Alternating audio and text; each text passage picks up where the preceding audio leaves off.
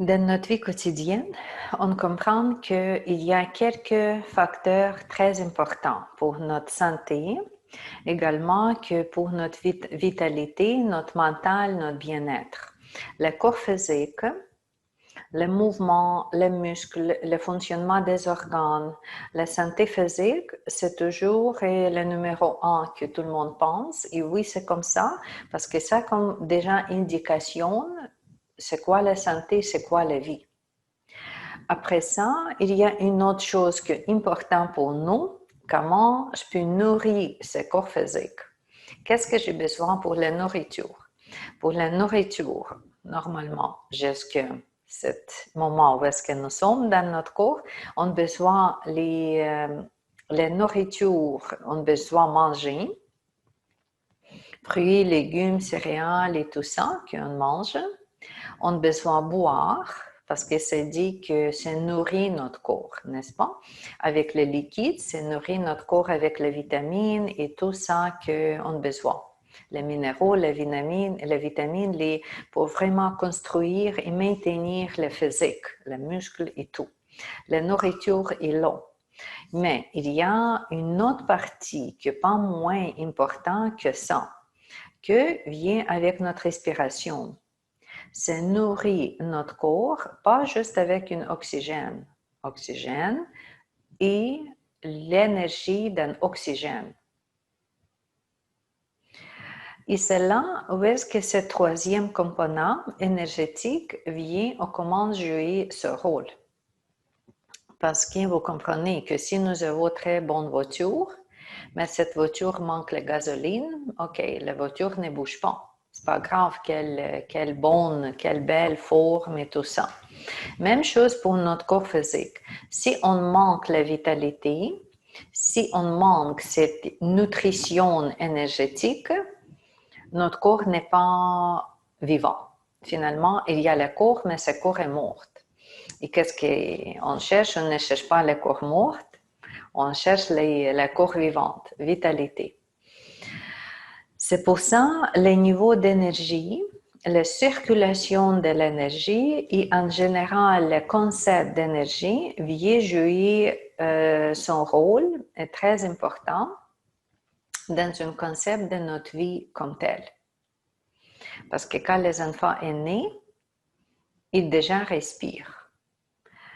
Continuer notre vie, on respire tout le temps pour chercher un oxygène. Plus, les sciences déjà parlent que c'est pas, on ne respire pas juste par les narines. Notre corps, chaque pore dans nous aussi cherche les nutriments énergétiques, vient dans un échange énergétique et dans une stimulation énergétique, simplement avec l'énergie que nous avons autour de nous. C'est pour ça, dans plusieurs des livres classiques, dans plusieurs des cultures aussi spirituelles ou traditionnelles, comme art martiaux en Chine, en Japon, ici avec le yoga, où est-ce qu'on trouve le texte dans Upanishad, on trouve que le concept de l'énergie, nutrition énergétique, support énergétique, c'est très, très, très important. Si nous n'avons pas cette partie en nous, nous n'avons pas notre vie. C'est pour ça, Indien dit que ta vie termine quand ton énergie termine. Ou différemment, on dit que la vie, c'est la danse entre le temps et l'énergie. Tu dois avoir le temps pour ta vie et tu dois avoir l'énergie pour ta vie. C'est tout ça, c'est magique, en plus de quelque chose inconnu, quelque chose de magique, quelque chose de métaphysique qu'on touche quand on parle de l'énergie. Parce que si gasoline dans la voiture, on comprend que c'est le liquide que tu mets, c'est le produit chimique que tu mets dans la voiture et voilà, la voiture commence à bouger. C'est évident, c'est quoi la gasoline. Si nous avons électricité ici, on comprend que tu touches le switch et voilà l'électricité autour de toi.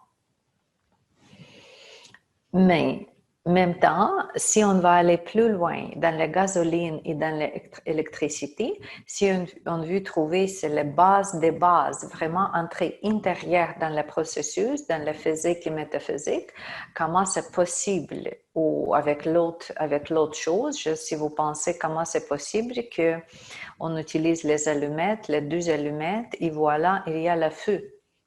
Comment c'est produit? Ce feu-là change la condition des bois. Au début, nous avons le bois, à la fin, nous avons la chaleur, la température, nous avons l'énergie. C'est comme ça, les transformations dans la nature qui existent. Tout dans transformation. Une forme peut être changée pour l'autre forme. C'est comme ça, l'énergie ou oxygène que nous avons autour de nous, finalement, peut entrer dans nous, dans chaque cellule, et stimuler le métabolisme physique dans notre corps physique. Avec ça, c'est pas juste le métaphorique, l'énergie, parce que ça donne le résultat physique. C'est là où est-ce qu'inconnu et inconnu, visible et invisible, vient dans une conjonction, vient dans les liaisons. Et des fois, on comprend tous des petits mécanismes de changement et de transformation. Des fois, on comprend moins, mais en même temps, c'est tellement évident qu'on a besoin d'oxygène, qu'on a besoin à respirer, qu'on a besoin de réchauffer son corps. C'est aussi avec l'énergie, cette sorte de réchauffement. On a besoin de la vitalité que nommée Ojas Tejas par Ayurveda, que c'est grande partie de notre vie quotidienne et c'est grande partie ce qui nous sommes ici sur la Terre. Et oui, quand on apprend de yoga, on apprend de cette partie ici qui nous sommes énergétiquement parlés. Moi, pas juste mon corps physique, la poignée, le doigt, les bras, les muscles et tout ça, mais moi, comme la machine qui utilise l'énergie et qui produit l'énergie. C'est quoi cette énergie?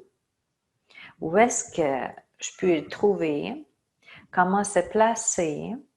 Est-ce qu'il y a le type de cette énergie différent, la condition différente que j'ai en moi? C'est tout ça qu'on va regarder ensemble quand on va regarder la cochon ou la couche énergétique avec nous, les humains. Dans les livres classiques Upanishad, dans le Veda, le texte védique, les livres des Upanishad, on trouve un ouvrage où les parties Taittiriya, où est-ce qu'on peut trouver les informations, les connaissances concernant l'énergie, qui nous sommes comme être, pas juste physique, mais être énergétique. Ce texte-là nous donne une idée que nous, les humains ici sur la Terre et les humains cosmiques qui nous sommes construits avec 5 couvertures. Nous sommes construits avec 5 types de l'énergie. Nous avons 5 types de l'énergie en nous. Nous avons 5 cochons. Coche. Cochon en français, je crois, c'est très facile à comprendre parce que c'est presque comme couche. Mais c'est coïncidence. Cochon signifie enveloppe, étui. Comme nous sommes construits de 5 parties, de 5 enveloppes. Ici, sur cette image-là, vous notez qu'on peut se voir comme dans un cercle. Mais ce n'est pas grave, c'est simplement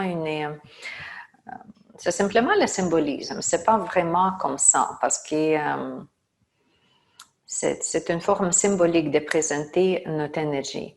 Mais ici, on regarde qu'il y a quelque chose qu'on nomme Ana, Maya Kosh.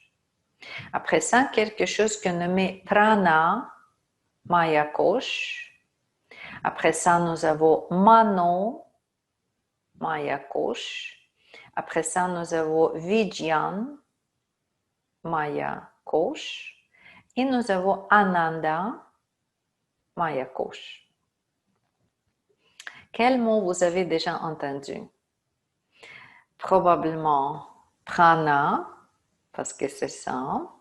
Et les gens qui pratiquent le yoga, vous avez déjà entendu probablement le mot Ananda Maya Kosh, parce que nous avons Ananda Balasana.